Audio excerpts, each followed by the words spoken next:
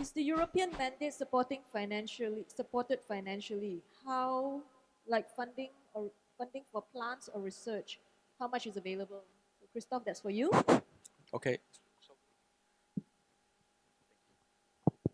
Mini-refuel aviation, so the mandate system does not provide financial incentives. So what we have is what I already said, the EU Innovation Fund.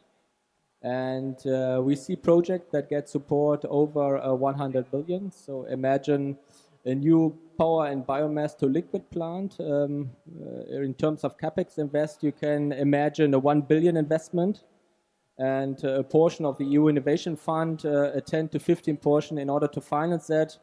And as a non-refundable loan is quite important in order to make it bankable. So there are different incentives in the EU, but it's not mandate driven. The mandates are really there in order to give security to producers to generate a market, especially the sub-market for power to liquid fuels.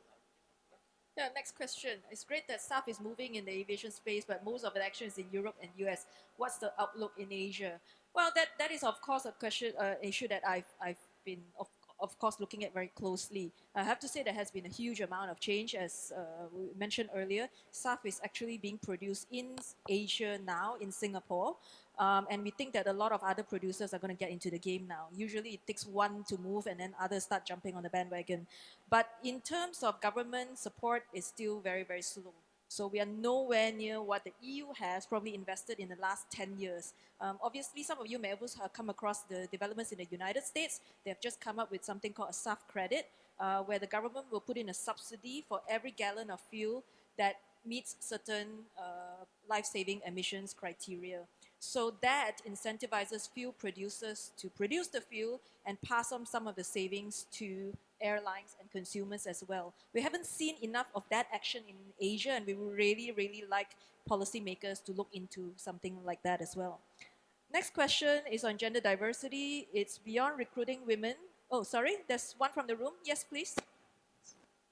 Hi, I'm Leslie from Economy Traveller, and our readership is basically people who are looking for the best value for their buck.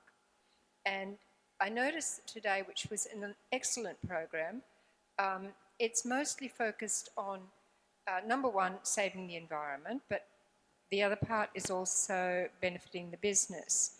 And your main reason for living is people who fly.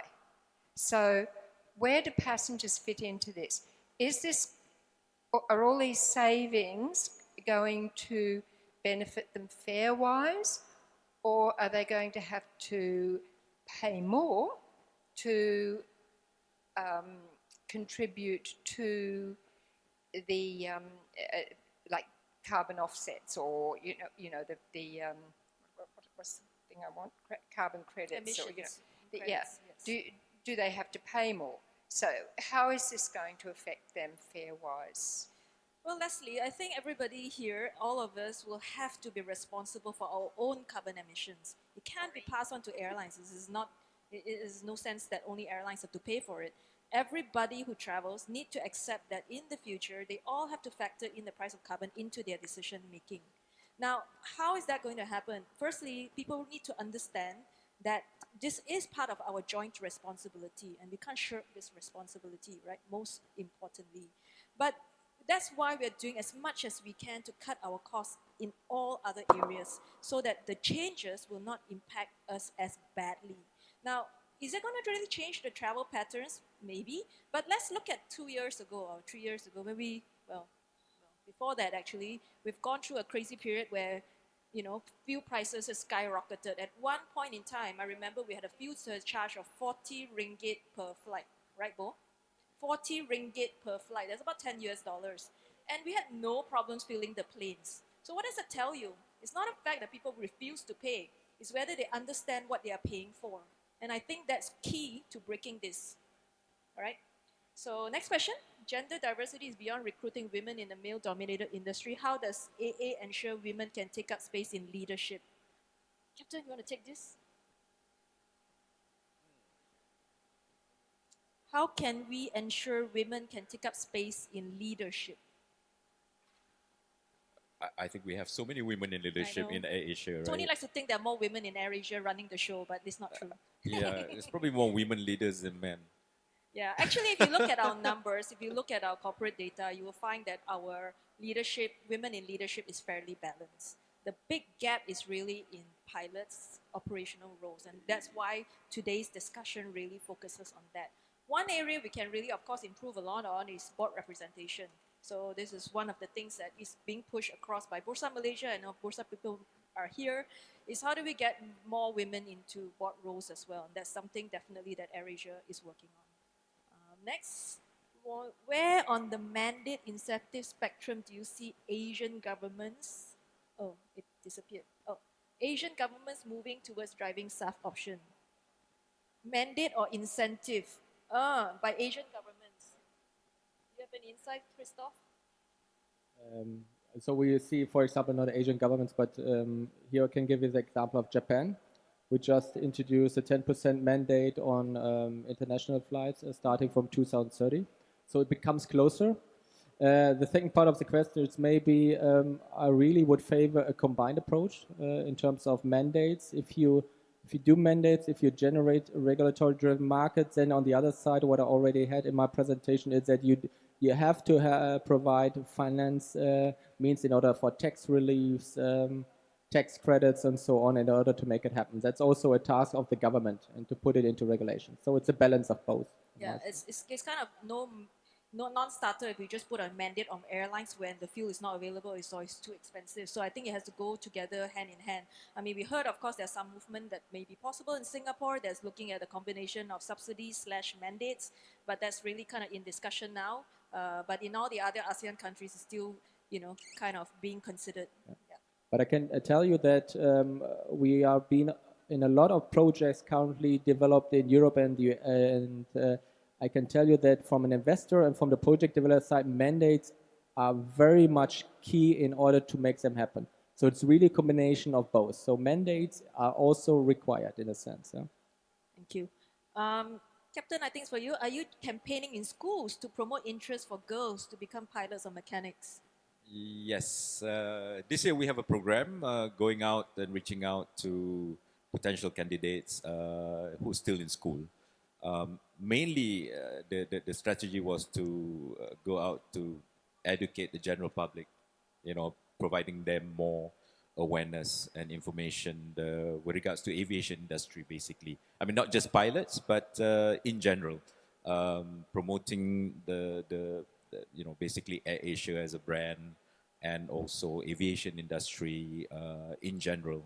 Because I think aviation industry is still an area that is not understood well or misunderstood.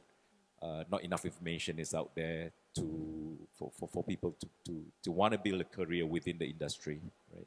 Yeah. So we are doing that this year. I like the next question. What's your policy on LGBTQ people? For those of you who know AirAsia, you would know that we are one of the most LGBTQ inclusive employer in the whole region. Obviously, there are sensitivities in some countries, especially Malaysia and Indonesia, but this is a group policy. We have no discrimination on anyone over their gender or sexual orientation. I'll give you an example of our benefits, right? So I want to talk about the e-coupon benefit a little bit. So, as AirAsia's employees, we all get a certain number of free tickets every year. And one of the things we started out was that in the past, most airlines will give it to family members. It could either be your parents, or if you have kids, if you're married, then it will be your spouse and your kids. So when we started in AirAsia in the early days, we all complained to Tony. So what about all of us who are single? How come we never get anything?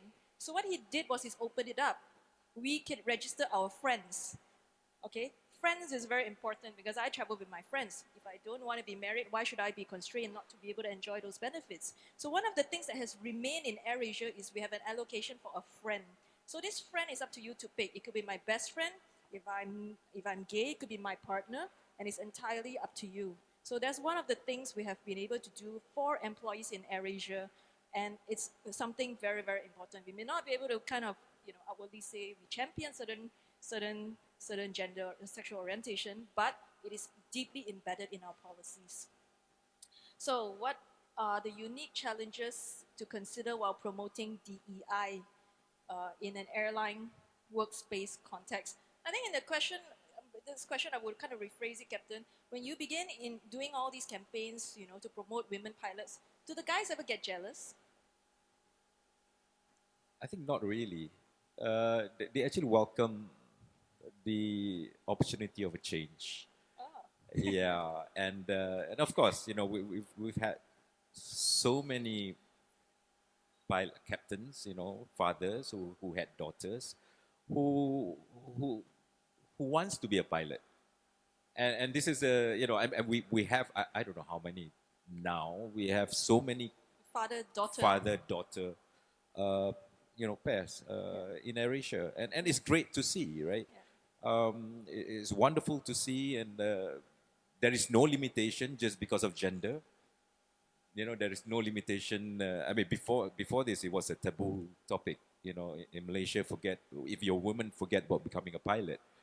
But I think that changed pretty quickly. Good. So, okay, I'm going to cap it at these last three questions so that we get time for lunch. Okay, I think this is for Christoph. For shorter flights, are electric planes or SAF-powered planes more likely to be closer to cost parity, and why? Yes, I think so. Because you don't have a conversion. So especially in those regions like in the Scandinavians or in other regions like in countries that could benefit from a lot of sun or wind, you can directly use the energy. So you don't have to convert it, and you just put it into or that you just use it for the airplanes. So definitely for some countries, like I said, for example, Norway, everything on short haul will become electric, and it could be also a kind of strategy for Indonesia, for example, as a country with a lot of islands. So you have islands, you don't have mountains, but for the short haul flights, it's a very good strategy in order to be diversified in a sense. Yeah? Not going to only for SAF, but also for electric flights or even for hydrogen in the future. Okay. Next question: is it possible to include palm oil as one of the feedstock for SAF? There's no real actual technological barrier. It's more a barrier of legislation. I think in Europe, obviously, there's a lot of stigma against palm oil. So Yes, again, it very much depends on what kind of regulation scheme you use. Yeah, for example, review aviation, virgin oils is difficult. For COSIA, it's not. And that's what I said. It's in every country and region. It's very much dependent on what kind of feedstocks you have, and in which best way you activate them in order to produce more valuable product from them. So therefore, even though it's not virgin palm oil, it's a residue of palm oil production. Therefore, I would say that you have to look at all of the feedstocks and then to see how you can use them in a sustainable way. yeah, I think my answer to that actually would be that it's not really about palm oil itself, but there's a lot of palm oil waste that we can deal with. Obviously, we have had this issue with haze because they are being burnt. If there's a way for us to get the palm oil waste to be transferred into making SAF, that will solve our environmental problem, because Indonesia and Malaysia are two of the biggest palm oil producers in the world. So Yeah, there's maybe a lot of waste. just to add, regulation is such an interesting topic. So Yeah. if you really deep dive into regulation, for example, there's a lot of discussion about residual lands. So you can use energy crops. It could be palm oil, but it could be also Napier grass or something like this. So you use those lands, and then it becomes regulatory acceptable. So regulation it's not, there's not always an easy answer to it. You have to really deep into those regulations and understand how your feedstocks are cultivated, and exactly what you said. It's not about palm oil. It's about how you cultivate and what are the consequences for land use and for the people living in the area. Okay, I'm just going to take the last question. Why does India have more female pilots? I found this out recently. The reason is because they have a huge army population.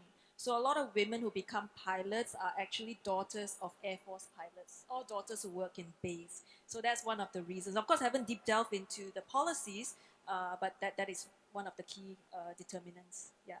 So I think that wraps up our events today. I'm just going to have a kind of final closing message from our sustainability advisor, and then we can break for lunch. So thank you very much, everyone.